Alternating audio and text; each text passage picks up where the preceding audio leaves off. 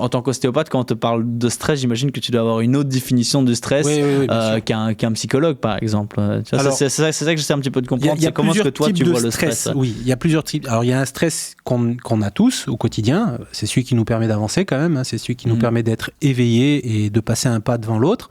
C'est un stress qui est positif. Voilà. Et qui reste ponctuel. Donc, puis, il y a un stress ambiant, chronique, qui va devenir néfaste.